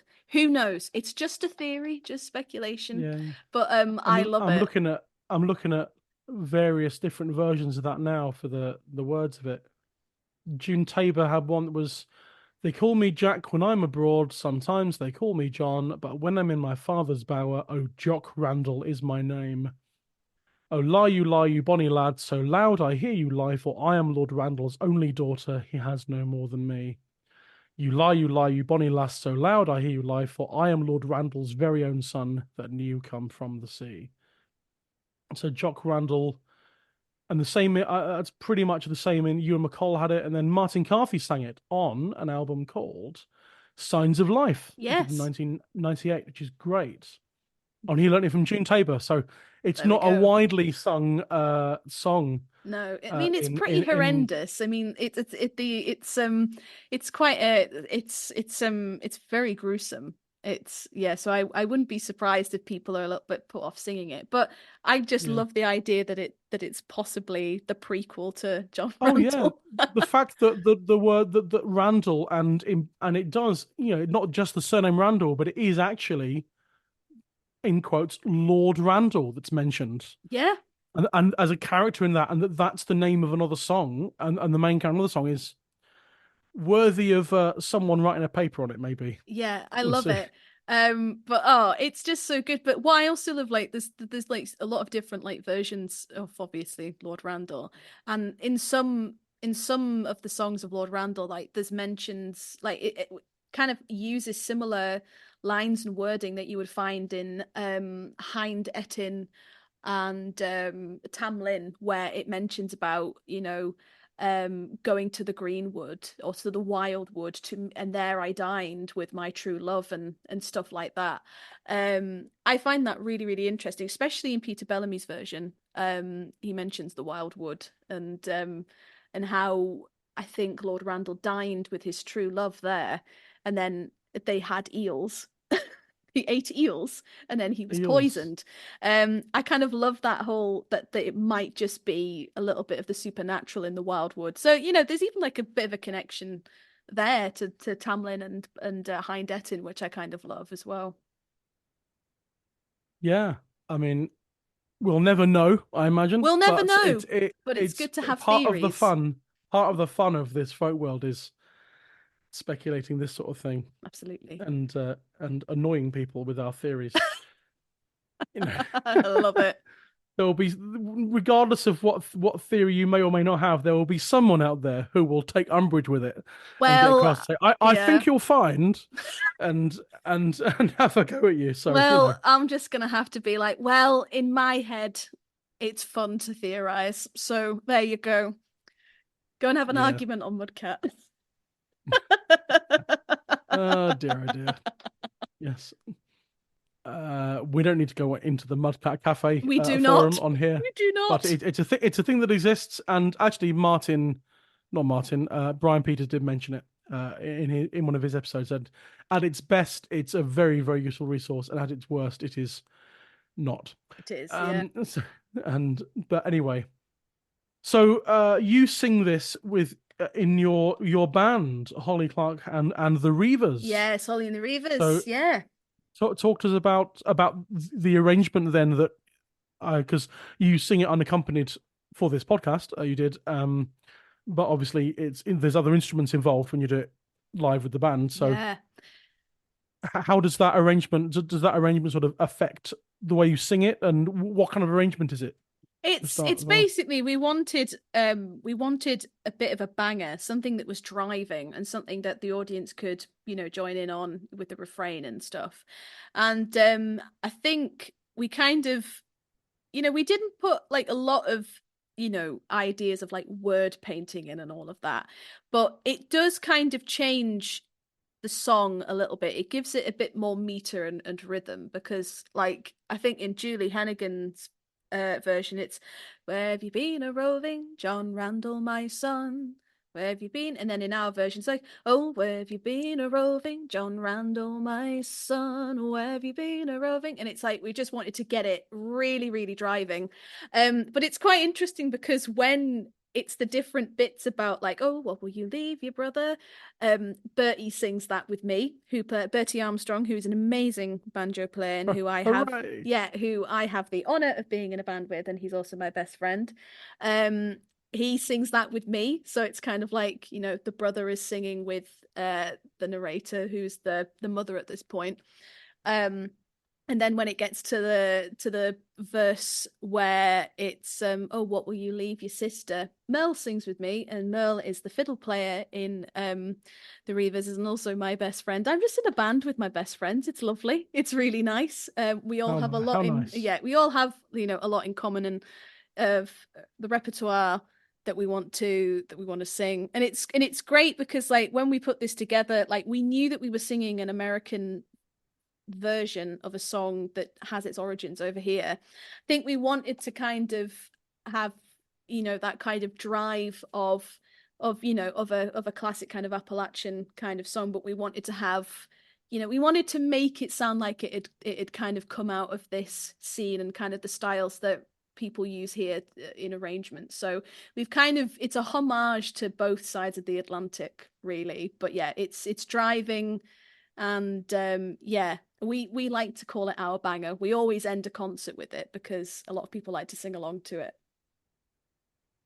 To this horrible murder ballad. Yes. Yeah. Interesting, it's a murder ballad. The sort of the act of murdering takes place before the song starts, and the death happens afterwards. Yes, it does.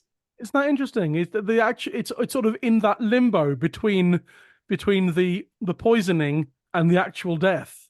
You get this bit of this song. Bit of conversation. It's a kind of love it. It's just, yeah, it's just like a little insight into a situation. But yeah, I kind of love the it's really funny whenever I talk about this song. I just love the mother character in this because it's just like, she's clearly got like a serious amount of sass, and I'm so about it, because she's just like, because he's like, oh God, I feel dreadful. I'm gonna have to go to bed. Can you make my bed, Mum? Can you make it? Because I might die. And then she's just like rinsing him and just like, okay, well, if you're that ill, what are you leaving to everyone in your will? Like, what am I getting? And like, I kind of love that she's not having any of it, and it's great. I have no name for this woman who's in the ballad, Lady Randall. I don't know.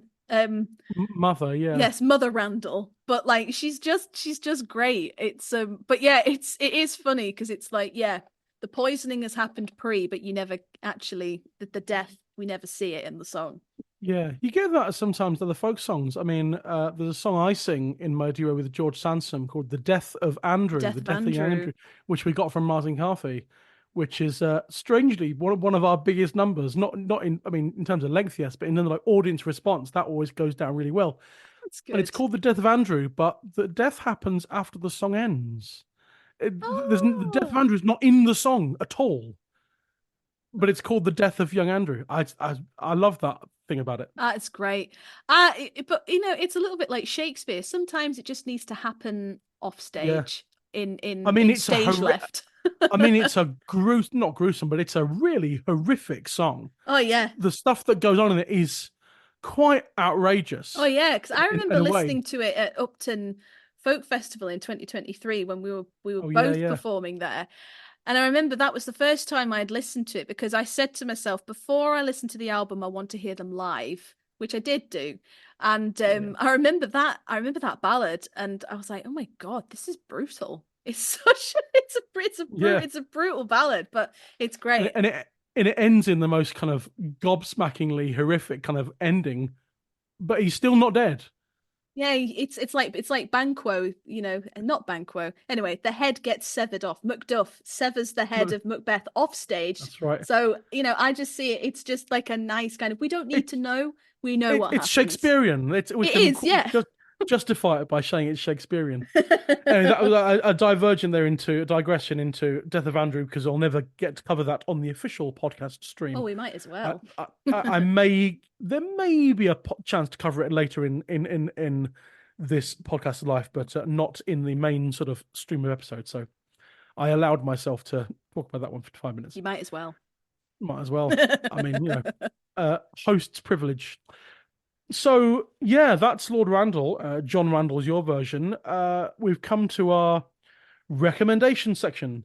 Recommendations. I haven't got a jingle for I never managed to come up with a jingle for recommendations. I can't wait for the jingle. Please let it have recorders in it as well as like a honky melodian. I'll have to buy a recorder. maybe I won't. Maybe Maybe we'll skip the recorders. I've got some banjos though, as you can hear in the podcast theme tune. Brilliant. I should actually point out, if anyone doesn't know, the theme tune for the podcast is the melody for the song "Just as the Tide Was Flowing" that Shirley Collins recorded and lots of other people, until Vic Gammon of this parish, who did the historical in a couple of episodes, pointed out to me it's the same tune as the song "The Parting Glass." And it never made a connection for me before. Wow. Only Vic Gammon would be able to tell us that. It's just faster. It's just faster. I don't know. Anyway, so there we go. Recommendation section. Give us a handful of modern or / like in inverted commas revival singer versions. What I mean by that is non-traditional singers, non-source recordings. Yes. Recommendations for other arrangements and adaptations of Lord Randall that people should go and check out. Yes. Well, firstly, I know I mentioned him before, but Peter Bellamy does a fantastic version on his album. Oh gosh, what was it called, Matt? Second Wind. Second Wind. It's great. It was not his second album, but it was just an album called Second Wind. Yes. Was it like 1985? Was it 85? And 85, it's pretty much the only official album he made that never has been like officially re-released on CD or digitally. Yeah. A few lucky people still have cassettes of it, and all the tracks are on YouTube. I think someone did put the whole album. It's a cassette, and I think they put the whole 45 minutes in one YouTube video. So the whole thing's there. Yeah. But I know there is a separate YouTube video of just Lord Randall, which I will put in the show notes. Absolutely. Well, any chance to recommend Peter Bellamy, you recommend Peter Bellamy. Of course you do. What a guy. What a singer. Incredible. I was listening to him last night sing, I think it's called like Lord Abide or Lord Praise. I can't remember what the song's called, but yeah, that one. But he's basically yodeling. It's fantastic. It's so brilliant. It's just brilliant. I love it. Yeah. But yeah, what's the other one? Reg Muros does a very lovely version as well. And that's interesting because Reg, I know Reg a bit, and I've only ever heard him sing songs he's written himself. Yeah. But yeah, I listened to this version only recently, and it's lovely. It's really nice. And the reason I listen to it is because I think Reg, his guitar playing for me is just, it's lovely, it's sublime. It's so lovely, and like it's uncomplicated to the ear. What he's doing, you know, is probably extremely well thought out, and it's probably more complex than we think. But it's so listenable and very. It's just like honey or golden syrup, really, as like a guitar. Yeah, it's great. And his singing voice is just sublime as well. He's great. He's got a really lovely high voice. Yeah, he's wonderful. I love listening to sort of higher male voices that aren't necessarily like classically trained, but they're just people who really sit naturally in the higher sort of tenor register. Yeah, well, which coincidentally is me, but that's my voice as well, really. But I mean, other people like Reg, it's just lovely to listen to. Yeah, well, his version I only just recently discovered. Only listened to it a handful of times because again, whenever I find a new version of something, I kind of tend to listen to it, go away, and come back just so that I'm like, pleasantly surprised every time I listen to it. But yeah, that's a really nice version by Reg Muros. There is another one which I absolutely love by Isla Cameron, which was on the record, the Jupiter Book of Ballads, which is like a big LP. It's a really nice version. It's just it's an unaccompanied recording, but the melody is just, it's so beautiful. It's so beautiful, and I kind of wanted there to be a Scots bit of representation because Scots, a lot of the Scots stuff is just, it's just brilliant. And I would sing a lot more of the Scots stuff if I could pull off singing in Scots, but I don't think I ever could. But yeah, but that's also the Isla Cameron one is the same melody as what Ian McCall sings as well. Very good. Well, I think so, if I remember rightly. Yeah. Amazing. Yeah. I'll put links to those in the show notes. I'll recommend some. I reckon the first time I properly heard Lord Randall in any form and format was Martin Carthy. I reckon I had a period where when I was really getting into folk music in my mid-teens, and my parents still do obviously, own every single Martin Carthy album, and I was just sort of, or most of them, I have sort of filled in the gaps recently, but and I've on the album Because It's There, which is one of his I listen to the most, is an unaccompanied performance of Lord Randall. Yeah. Where have you been all the day, my dear darling boy? That one. Yeah. It's really nice. It's a great good one. soaring melody. So that's Martin's album Because It's There, which is actually the final track on that album is The Death of Andrew. The Death of Andrew. Brilliant. I feel like with Martin Carthy is that, let's just say in the pop world, everyone has a Jimi Hendrix phase where all they do is listen to Jimi Hendrix. The folk equivalent to that is everyone has a Martin Carthy phase that just never ends. Yeah. And I love it. Absolutely.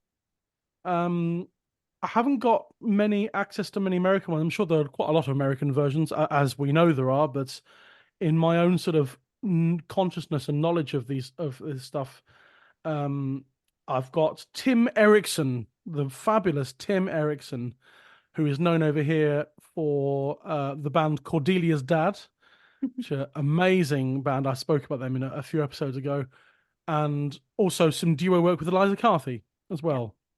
It's great. And Tim did an album called Soul of the January Hills, and on that is a version called John Randolph, and that's rather good. I mentioned Pete Coe, the wonderful Pete Coe, a legend in the English folk world. Singer, multi-instrumentalist, Kaylee caller, organizer. He runs a folk club. He's run all sorts of things. You name something to do with the folk world in England, he's probably done it. And he did an album. He's famous for driving a red van, and he made an album called The Man in the Red Van. Fantastic. And on that is a song called King Henry, which is about the only sort of King Henry version that I think that I know of. But that's clearly Lord Randall as well. Oh, I love that. That's cool. Which is very good. Brian Peters of This Parish. We heard from Brian twice over this season of the podcast. And on his album, Songs of Trial and Triumph, he does a very good, straightforward version of Lord Randall. And always count on Brian for, as we've proven on the podcast, he was in the singer half of episode 2 and the historical side of episode 8. And he proves to be, another legend in a way, sort of, really knowledgeable and musically literate, and always, that if he's done a version of a song, it's going to be great. It's going to be really well thought out, really well researched, really, really well considered, and played and sung beautifully. So, yes. On his album Songs of Trial and Triumph, Brian Peters, Lord Randall, and to tie it into one of your recommendations of Reg Muros as a singer-songwriter, who primarily does that, but then branching out into some trad stuff. A few weeks ago in episode 7, to promote the song The Female Highwayman, or Sauve, Cecilia, Sylvie, I mentioned Pete Morton, and he did a whole album of traditional songs. He's a singer-songwriter, but he did a whole album of traditional songs in 1998 called Trespass. John Barleycorn's on there, and My Turtle Dove and stuff. And that's a really great album. But a few years earlier, I think it's in the late 80s, early 90s, he joined forces in a trio with the fiddler Roger Wilson and the singer and accordion player Simon Edwards, and they did a couple of albums under the title Urban Folk. And that's a mixture of stuff, a mixture of songs, like some trad songs, some non-trad songs. There's things like the tracks called things like "False Love," and which I think is trad, and there's also Roger Wilson singing "Hey Joe," which is great. And I think there's Delia is on it as well, the song, and lots of other things. But there is also a performance of Pete accompanied by them singing Lord Randall. And I love the way that sometimes, certainly singer-songwriters who have such a distinctive style, or singing style, like Reg Mears and Pete Morton, who then approach these traditional songs from their stylistic viewpoint, and they come out sounding like their own songs rather than as trad songs. It sounds like stylistically it could have been written by him, and I think that's a wonderful thing, that you've got such a distinctive style that no matter what song you apply that to, it works in that way, 100%. And I'm not entirely sure whether those urban folk albums are still available. I had a cassette of one of them, and I think there was a period when both cassettes got re-released as one CD. But off the top of my head, I'm not entirely sure if and where you can still get that. But if it exists, I will put a link to it in the show notes. Excellent. So that's a good list of recommendations. We got Peter Bellamy, Reg Muros, Isla Cameron, Lankham, Martin Carthy, Tim Erickson, Pete Coe, Brian Peters, and the trio Pete Morton, Roger Wilson, Simon Edwards. I think that's exhausted all we can discuss with this for the time being. I'm sure, given time, we could talk about a lot more to do with the song and not to do with the song. Absolutely. We go off on a tangent all the time. Yeah. But yeah, thanks for doing this and agreeing to be on this. This is the final episode of season 1. Thank you for being here to mark the end of season 1. Well, thank you. It's been an absolute pleasure. And as you know, it's great to always chat to you about these little nerdy little things, especially these songs that are very precious and wonderful. So yeah, thank you so much for having me.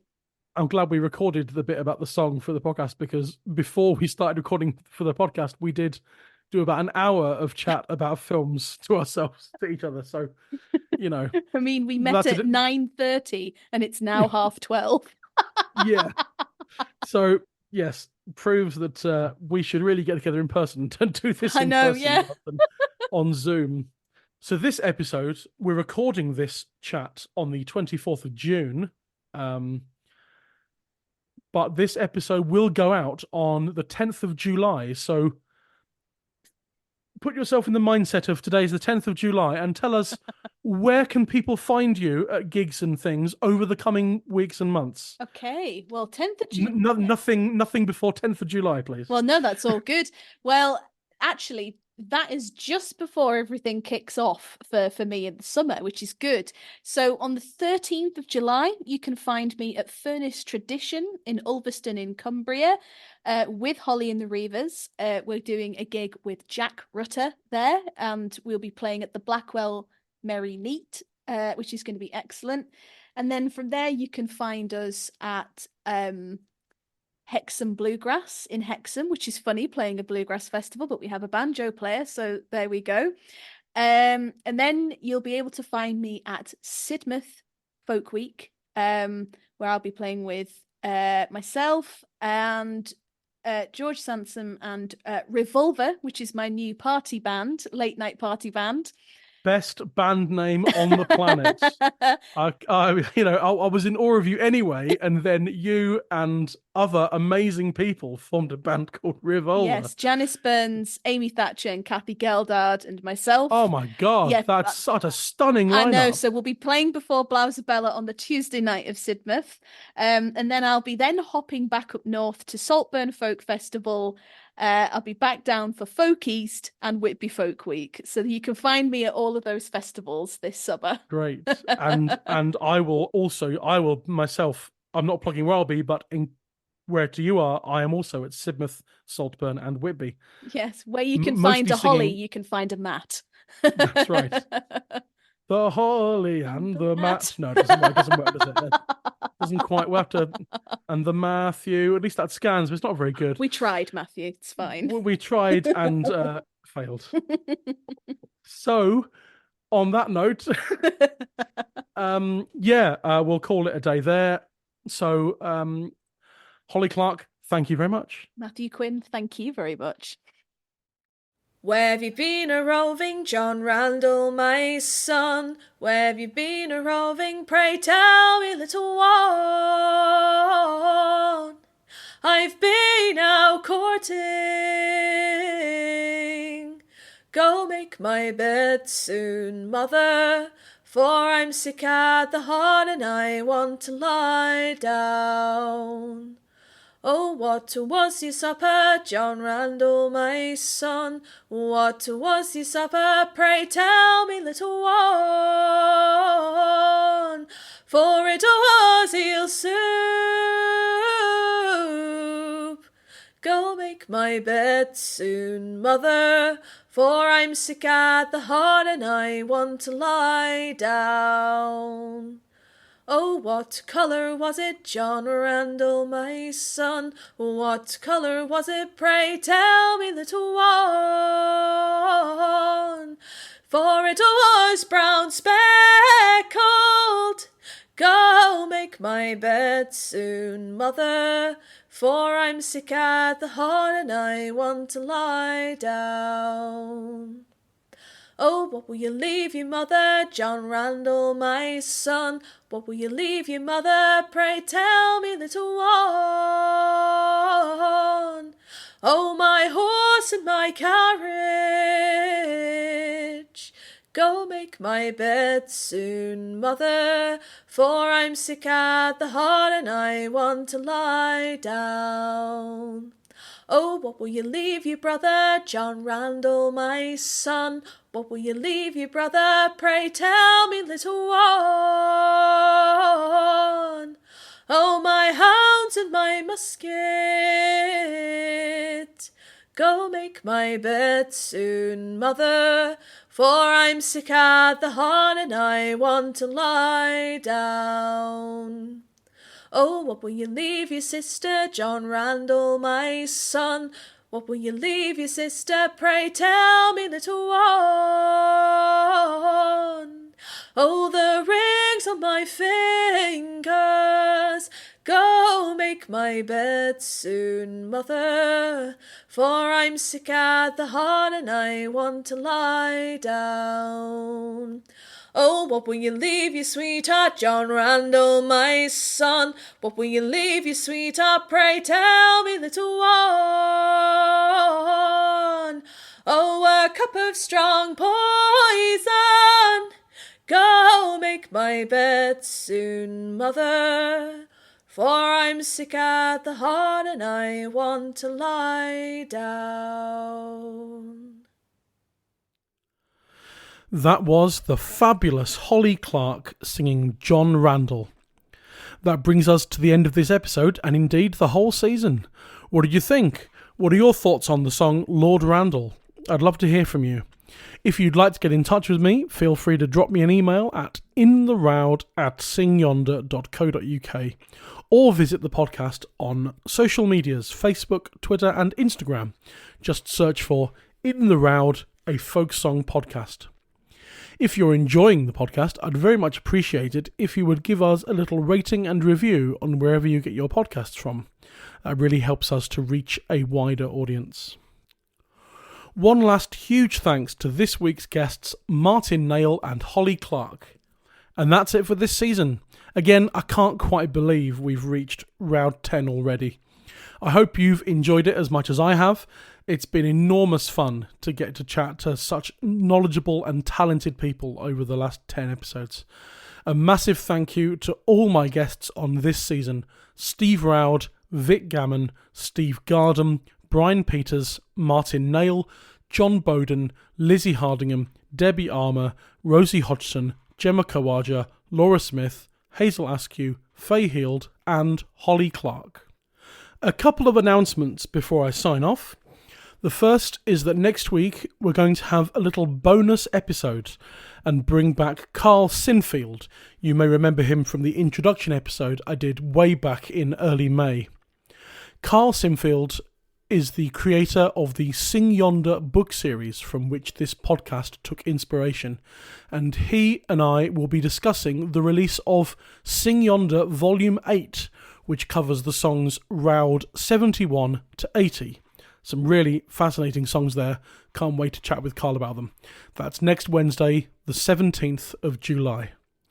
As for my second announcement, over the past few weeks, I've been recording my own versions of the 10 songs covered in the Roud Season 1, and I'll be releasing them as a digital download album this coming Friday. That's the 12th of July. It's mostly just myself, but I'll have two special guests with me. Emily Portman singing on Sprig of Time, Roud 3, and George Sansom playing guitar on The Cruel Mother, Roud 9. So if you go to intheroud.bandcamp.com, you'll be able to buy a digital download of the album Quinn the Roud 1 to 10. As for In the Roud itself, I'm not stopping here.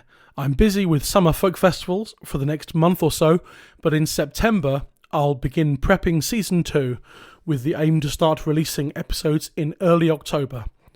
That'll be 10 episodes and that'll cover Rouds 11 to 20. There will also be another podcast-related thing happening around then too, which I will announce nearer the time. I do hope you've enjoyed listening to Season 1 of In the Roud. I've certainly enjoyed making it.